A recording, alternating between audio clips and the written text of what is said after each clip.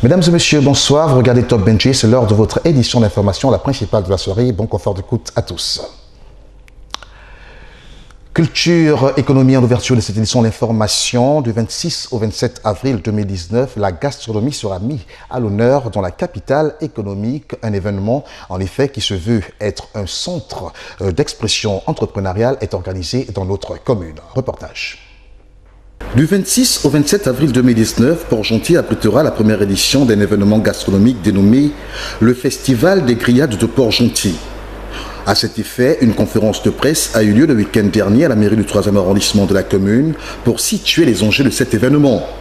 Le Festival des grillades est un concept qui permettra non seulement à la population de bénéficier de ce côté festival, dont Port-Gentil n'a pas encore bénéficié, mais aussi de mettre en exergue l'art culinaire, tout en incitant les jeunes à se lancer dans l'entrepreneuriat. Durant ce festival de grillades, nous allons donner la possibilité à 5 meilleurs braiseurs de bénéficier non seulement de 2 mois de loyer gratuitement avec un espace qui va leur permettre de se lancer dans l'entrepreneuriat, mais aussi d'avoir les formations et un coaching donné derrière.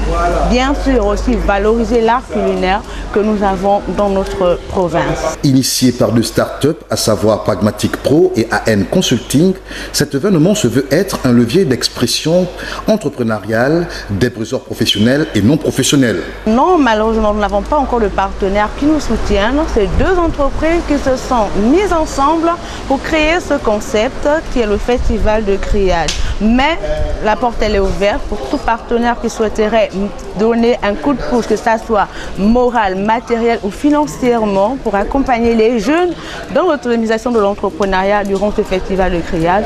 Ce fut également un moment de témoignage pour Elvis, un jeune entrepreneur braiseur qui emploie aujourd'hui 15 travailleurs.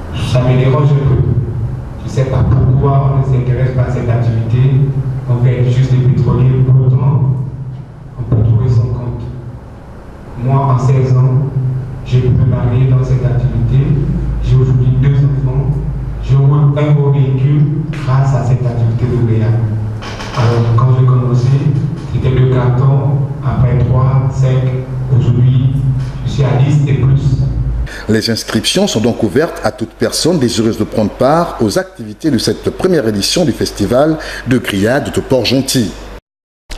Rendons-nous dans la capitale administrative du pays où le 2 avril dernier s'est tenu à Libreville, en effet, le premier conseil d'administration de la SEEG après le départ de Veolia. Un conseil d'administration qui s'est tenu dans un contexte particulier car celui-ci a permis d'acter les nouveaux administrateurs de cette société. Tanguy Ouama de la radio-télévision Nazareth pour le compte-rendu. Le premier conseil d'administration après le départ de Veolia de la Société d'énergie et d'eau du Gabon SEEG s'est tenu hier 2 avril 2019 à Libreville. Des assises supervisées par Roger Owonomba, président de la dite séance, qui a tenu à préciser le contexte dans lequel ce conseil se tenait. Écoutez, ce conseil d'administration se tient un peu dans un contexte particulier, puisque, comme vous le savez, en début 2018, l'État a effectué une réquisition à la SEG et il s'en est suivi un litige avec Veolia. Et donc c'est le premier conseil d'administration post-réquisition. Donc ce conseil c'était déjà pour acter et valider de nouveaux administrateurs, désigner une nouvelle gouvernance. Au cours de ces moments, c'est finalement Bernard Gervais de Souza qui a été désigné comme nouveau directeur de la Société d'énergie et d'eau du Gabon. Il remplace Pierre Lasseni Dubose, nommé en Conseil des ministres du 15 octobre 2018. Au thème de cette séance, il a donc livré son sentiment. Je suis profondément heureux de la confiance qui m'a été faite de me porter à la tête de la Société d'énergie et d'eau du Gabon, une société que je connais bien, puisque j'y ai commencé ma carrière professionnelle, j'y ai passé 31 ans. Et aujourd'hui, je sens bien le poids des responsabilités qui sont les miennes. Et donc, je me suis engagé auprès du conseil d'administration à aller jusqu'au bout de la mission qu'ils m'ont confiée. Pour le moment, je ne peux pas vous dire que j'ai un plan structuré. Il faut déjà que je reprenne connaissance avec la maison parce que je viens de passer 3 ans et demi dans une autre société, la société qui est devenue l'actionnaire majoritaire de la SEG, c'est-à-dire la Société de Patrimoine. Et donc avec tous les collaborateurs de la SEG, avec tous les partenaires sociaux, avec les instructions qui me viendront et du conseil d'administration et des autorités, nous allons bâtir ensemble un plan de travail qui se voudra le plus pragmatique possible.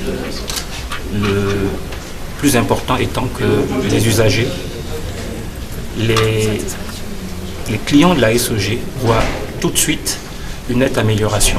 Bernard Gervais de Souza prend les commandes de la SEEG au moment où l'image de la société était cornée par une série de coupures d'électricité depuis un certain temps dans la capitale gabonaise. La fin de cette délestage avait été promis par son prédécesseur le 4 avril courant. Cette lourde responsabilité qui est d'assurer aux Gabonais, sinon la clientèle, l'eau et l'électricité au quotidien, repose désormais sur ses épaules. Nommé lors de ce conseil d'administration, Bernard Gervais de Souza, c'est le nom du nouveau directeur de la Société d'énergie et d'eau du Gabon, SEEG. Ce dernier a officiellement pris ses fonctions le jeudi 4 avril 2019 au cours d'une cérémonie de passation de service présidée par le ministre de tutelle. Tanguy Ohama pour le rapport. Nommé en conseil d'administration le lundi dernier, Bernard Gervais de Souza a officiellement pris ses fonctions du nouveau directeur général de la Société d'énergie et d'eau du Gabon, SEEG, ce jeudi 4 avril 2019 au cours d'une cérémonie de passation de services présidée par le ministre en charge de l'eau. C'est donc en présence des directeurs généraux, des chefs de service que Tony Ondomba a planté le décor de la dite cérémonie. Donc je le redis, à l'attention du directeur général délégué donc sortant, il faut voir la situation actuelle comme étant simplement une course de relais. Nous sommes tous des sprinteurs, chacun tient le relais à son tour et le passe au suivant dans le but d'atteindre l'objectif qui nous est assigné à tous. Et en l'occurrence ici, il s'agit bien de pouvoir satisfaire les besoins de nos usagers, de nos compatriotes, et de pouvoir donc répondre à la mission de service public d'apporter l'eau et l'électricité à tous, sinon au plus grand nombre, une eau et une électricité la moins chère possible, dans les meilleures conditions possibles et en respectant notre environnement autant que faire se peut. Après avoir écouté son prédécesseur, c'est avec une grande émotion que Bernard Gervais de Souza a d'abord remercié les plus hautes autorités avant d'inviter ses nouveaux collaborateurs au travail. Comme vous l'avez dit tout à l'heure, la plupart des agents présents dans cette salle me connaissent. Nous avons travaillé pour certains ensemble. D'autres n'ont entendu parler de moi que par l'histoire. Je voudrais simplement rappeler que nous devons tous quelque chose à la SEG et nous devons tous quelque chose à ce pays. L'idée pour moi, c'est que nous nous mettions tous au service de cette société et que nous nous mettons tous au service de nos concitoyens. Il s'agira de travailler avec abnégation. Il s'agira de comprendre et de considérer que le salaire en argent n'est pas la seule forme de rémunération. Quand on commencera à parler en bien de la SEG, quand on commencera à parler en bien du service que nous fournissons, je pense que ce sera une forme de salaire hautement gratifiante. Gervais Bernard de Souza, après avoir passé 3 décennies au sein de la Société d'énergie et d'eau du Gabon, récemment nouveau directeur général adjoint de la Société du patrimoine, il revient donc dans une maison qu'il connaît. Ouvrons à présent notre chapitre de l'information consacré au continent africain et rendons-nous au Soudan où pour tenter d'apaiser les tensions dans ce pays, le ministre de la Défense Awad Ahmed Baef a renoncé à diriger le conseil militaire de transition. C'est Abdel Fattah Abdel Rahman Bouram, inspecteur général des forces armées, jugé plus crédible et consensuel qui le succède pour conduire cette transition. Voyons tout ça dans cet élément signé d'Africa 24. Tentative d'apaisement au Soudan. Le ministre de la Défense, Ouad Ibn Aouf, a renoncé ce vendredi 12 avril à diriger le Conseil militaire de transition. Il est remplacé par Abdel Fattah Abdelrahman Bouram, inspecteur général des forces armées, jugé plus consensuel, qui a annoncé ce samedi, entre autres mesures fortes, la levée du couvre-feu et la libération des manifestants emprisonnés. Je pense que le deuxième chef de l'armée va calmer la situation s'il a appelé aux élections, s'il a appelé à délivrer le pouvoir au gouvernement civil. Mais si elle a continué comme souvent, je pense que les manifestations vont continuer. Une annonce qui a suscité des scènes de joie dans la capitale Khartoum. Depuis le renversement du président Omar el-Béchir, les manifestations s'étaient poursuivies contre une transition assurée par un de ses caciques. Le général Abdelrahman promet de rompre totalement avec ce régime et annonce la formation d'un gouvernement civil après consultation. Il va rompre avec certaines pratiques militaires de l'armée, intervention aux affaires politiques, aux gérances de l'État, peut-être. Mais ça fait 60 ans que le Soudan est gouverné par des militaires. Donc c'est vrai qu'il aura peut-être un gouvernement civil, mais l'armée est restée très très près du pouvoir. En attendant, les rebondissements se poursuivent. Salah Ghosh, patron du Nice, puissant service de renseignement soudanais, à l'origine de la répression du mouvement de contestation, a présenté sa démission. En ce qui concerne le président déchu Omar el-Béchir, les militaires affirment qu'il ne sera pas livré à la Cour pénale internationale. En Libye, lors de l'ouverture de la première session du Parlement Est libyen à Benghazi, Agali Salah, le président de cette institution, a annoncé que l'offensive sur Tripoli du maréchal Khalifa Haftar ne cessera pas, et ce malgré l'appel à mettre fin au combat lancé par l'Union européenne le 11 avril dernier. Africa 24. L'offensive sur Tripoli du maréchal Khalifa Haftar ne cessera pas, malgré l'appel de l'Union européenne ce 11 avril, à mettre fin au combat. C'est ce qu'a annoncé Aguila Saleh, président du Parlement de l'Est libyen, lors de l'ouverture de la première session à Benghazi, ce samedi 13 avril. Nous devons nous débarrasser des milices et des groupes terroristes. La campagne pour libérer la ville sera limitée et ne violera aucune liberté, mais permettra de rétablir la sécurité et de lutter contre le terrorisme. Une offensive menée depuis le 4 avril dernier par l'armée nationale libyenne du maréchal Haftar pour prendre le contrôle de la capitale Tripoli, à l'ouest du pays, une capitale où siège le gouvernement d'union nationale de Fayez el-Serraj, soutenu par l'ONU et la communauté internationale. Tripoli, c'est la capitale de la Libye, donc où se trouve le gouvernement, les sièges du gouvernement, et ça fait à peu près 9 ans qui était contrôlé par les milices. Donc maintenant, la solution politique est très loin. Les milices ont refusé toute tentative de trouver une solution politique. Ils ont saboté l'accord de Skhirat.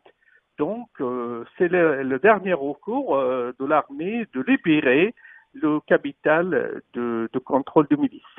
Au moins 121 personnes ont été tuées depuis le début du conflit qui oppose l'armée nationale libyenne du maréchal Haftar au gouvernement d'union nationale au sud de la capitale libyenne. Notons également que Khalifa Haftar a été reçu ce dimanche 14 avril par le président égyptien Abdel Fattah al-Sisi, une rencontre autour des derniers développements en Libye. Afrique Économie, pour la plupart, ils sont importés du Japon et du Moyen-Orient. Ces véhicules d'occasion qui dominent en ce moment le marché de l'automobile africain, faisant de ce fait de l'ombre aux grands constructeurs automobiles qui veulent bien s'implanter sur le continent africain. Africa 24 pour les précisions. Les voitures d'occasion dominent le marché de l'automobile en Afrique, des véhicules pour la plupart importés du Japon ou du Moyen-Orient, une croissance qui fait de l'ombre aux grands constructeurs automobiles. Des constructeurs qui cherchent à investir le secteur en Afrique, leur vente dans le reste du monde étant menacée par des réglementations sur les émissions polluantes de plus en plus strictes. Nous avons commencé à analyser les marchés et nous avons cherché des moyens de les élargir, car ils ne fonctionnent plus en raison de l'importation de véhicules d'occasion en provenance du Japon ou des États-Unis. Selon Volkswagen, il existerait un marché potentiel pour 3 à 4 millions de voitures neuves en Afrique, soit 10 fois le montant actuel. Un objectif qui pourrait être atteint en réduisant la part de vente de véhicules d'occasion, une industrie qui profite pourtant à de nombreux citoyens. Pour commencer, je vais perdre ma source de revenus, car normalement, je nourris ma famille. J'éduque mes enfants en utilisant les recettes que je tire de l'industrie automobile. De nombreux constructeurs comme Volkswagen, BMW, Toyota ou encore Nissan font pression sur les gouvernements africains afin de réduire les importations de véhicules en Afrique subsaharienne. Pour développer la production locale, les constructeurs disposant d'usines locales d'assemblage pourraient bénéficier d'exonérations fiscales sur près de 10 ans et d'une exemption de droits de douane au Nigeria, au Kenya et au Ghana. Revenons à Port-Gentil et parlons de sport à présent. Lors de la 7e journée du championnat provincial de basketball de la Ligue de Logo-Maritime, Adax Basketball était face à l'AS Stade Mondji ce samedi 12 avril 2019 au complexe sportif Arsène Ambongila de notre commune. Jean-Jacques Rovaria-Djodji nous fait le résumé dans cet élément. Dans leur traditionnelle couleur blanc-noir, Adax Basket était ce samedi 12 avril 2019 face à l'association sportive Stade Mondji en jaune dans le cadre de la 7e journée de la Ligue de basketball de Logo-Maritime. Une rencontre qui opposait deux styles de jeu différents de l'entame du jeu, puisque Adax Basket était composé essentiellement de semi-corpos et Stade Mondji, une équipe constituée des jeunes athlètes. Au cours de celle-ci, seule l'expérience pouvait départager les deux adversaires. C'est finalement les basketteurs d'Adax Basket sur leur contre-attaque et les lancers qui se sont imposés au terme des 4 cartons, 44 à 43. Je dirais que j'ai un sentiment de satisfaction d'abord, premièrement, parce que la victoire, tout est bon à prendre. Nous avons gagné, c'est vrai qu'on sort des matchs très difficiles, mais le résultat est là. Je dois signaler que nous sommes dans une catégorie senior D2, dominée par plus de jeunes qui ont moins de 20 ans. Nous sommes des joueurs, entre guillemets, semi-corpos. Donc d'entrée de jeu, les petits ont amorcé un rythme de vivacité, de rapidité. Ce que nous avons dû faire, c'est de faire preuve de maturité, c'est-à-dire essayer de mettre en place des systèmes qui puissent permettre à ce qu'on puisse bloquer leur agressivité et leur contre-attaque. C'est ce qui a payé aujourd'hui? C'est ce qui a payé normalement. Stade Mondji vient une nouvelle fois d'enregistrer une nouvelle défaite dans cette compétition. Je ne suis pas trop déçu des enfants, ce sont des espoirs, hein. Ils ont tenu tête les 3 premiers cartons, hein, sauf que l'expérience a payé pour l'adversaire. Donc j'ai du chapeau à l'adversaire, on va redoubler d'efforts sur le travail avec un peu dessus? Oh oui, mais pas trop, parce que c'est des jeunes. Ils ne maîtrisent pas encore ils n'ont pas encore l'ampleur de la compétition, donc la lucidité leur a beaucoup manqué. C'est quelque chose qu'on est en train de travailler. Au sortir de cette rencontre entre Adax Basket et la Stade Mondji, la commission des arbitres de Logo-Maritime a annoncé la victoire par forfait de l'association sportive Stade Mondji première division dames contre l'association sportive et culturelle de Total Gabon. Les arbitres en principe se sont rendus compte que ACTG n'a pas présenté une équipe féminine en âge de jouer, c'est-à-dire que les filles jouent la catégorie senior, première division. Donc on ne peut pas jouer une équipe, on a des premières divisions, hein, des filles un peu plus âgées, et jouer avec une équipe de moins de 10 ans. Donc ACTG nous a présenté une équipe, en moyenne, la petite devait avoir 8 ans. Donc les arbitres ont jugé bon de ne pas faire jouer cette rencontre. Restons en sport et poursuivons avec les activités de l'association sportive Stade Mondji, en effet qui recevait pour le compte de la 9e journée du Gabon Oil National Foot l'AS Pélican au stade Pierre-Claver d'Ivungui, 0 but partout. C'est le résultat de cette rencontre émaillée de plusieurs actions de but manquées, lesquelles découvertes dans cet élément signé de notre rédaction.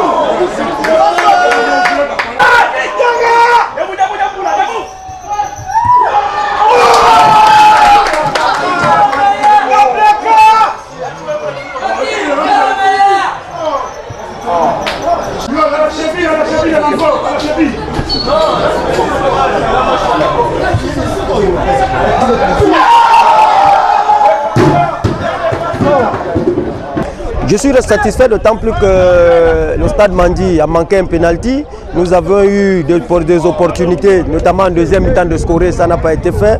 Je suis satisfait d'autant plus que notre dernière sortie ici a été soldée par une défaite face à l'Olympique de Mandi. Et prendre un point aujourd'hui est une satisfaction totale.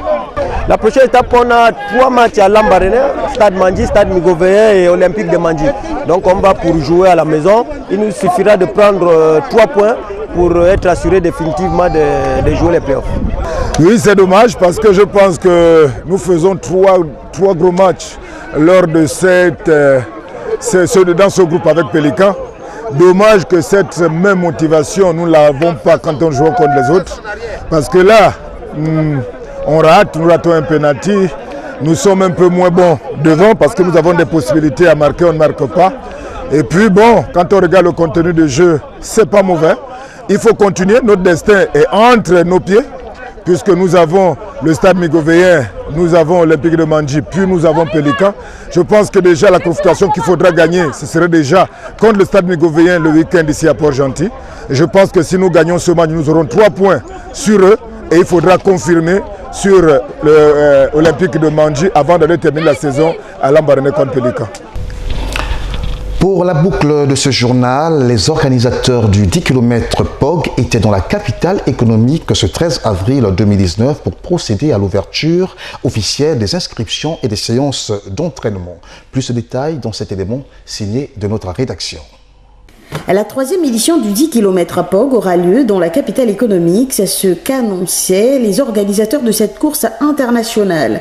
À cet effet, les inscriptions ont débuté ce 13 avril 2019 au jardin municipal du bord de mer. C'est d'abord pour moi un réel plaisir que de participer tout le temps au 10 km de Port-Gentil en tant que vétéran, puisque je suis dans l'athlétisme, ça fait plus de 35 ans. 30 ans en tout cas, 35 ans, je cours depuis le Cœur aujourd'hui jusqu'à maintenant, je participe au marathon du Gabon. Donc quand le 10 km de Port-Gentil arrive, il faudrait que je sois là pour m'inscrire. La seconde phase qui consiste à garantir sa participation en s'inscrivant à travers bien sûr nos 2 points d'inscription, donc ici du côté du jardin du bord de mer Émile Otando et à la foire municipale de Port-Gentil. L'inscription a été à 500 francs. 500 francs, vous remplissez votre fiche. On vous remet une fiche qui va vous permettre de retirer votre kit coureur 3 jours avant la course. C'est également l'occasion pour les organisateurs d'entamer les séances d'entraînement animées par des coachs professionnels. Des séances auxquelles prennent part la Ligue provinciale d'athlétisme de Logo-Maritime. Marc Titus Nzogé, international gabonais champion du Gabon concernant les courses de fond. Vous avez constaté que c'est le plus grand nombre, ce sont eux qui font le plus grand nombre, les personnes que vous constatez ici, là, voilà, dans ce site-là. Je suis Enomboua Caroline Joëletti. Je fais partie des athlètes du Logo-Maritime. Pour garder la forme, parce que moi je ne suis pas une fondeuse, donc c'est juste pour garder la forme. Ayant reçu la labellisation de la Fédération internationale d'athlétisme après 2 éditions successives, 10 km POG revient donc avec des innovations, d'où les critères de participation. La première particularité de cette 3e édition, c'est que le 10 km de Port-Gentil est désormais un 10 km labellisé par la Fédération internationale d'athlétisme. Au niveau du Gabon, il y en a 2. courses de labellisées, notamment le Marathon du Gabon et le 10 km de Port-Gentil. Et au niveau de l'Afrique, pour comprendre l'importance de cette labellisation, il n'y en a que 3 courses en Afrique de labellisées par la fédération. Il y en a 2 au Gabon, notamment une course ici du côté de Port-Gentil. Comme autre innovation, cette année, nous attendons 8500 coureurs. Voilà, nous avons donné comme ça la possibilité à la demande des gens d'augmenter le nombre de participants. Pour participer à cette 3e édition, il faut être âgé entre 16 et 97 ans. Voilà, hommes, femmes, professionnels, amateurs ou coureurs occasionnels. C'est ouvert à tout le monde. C'est une journée sportive pour cultiver la pratique du sport dans la ville de Port-Gentil. 8500 coureurs sont donc attendus pour cette 3e édition. Ainsi s'achève cette édition d'information préparée par l'ensemble de la rédaction qui s'est jointe à moi pour vous remercier pour votre fidélité. La réalisait Castro Chibozo. Je vous retrouve demain. Au revoir.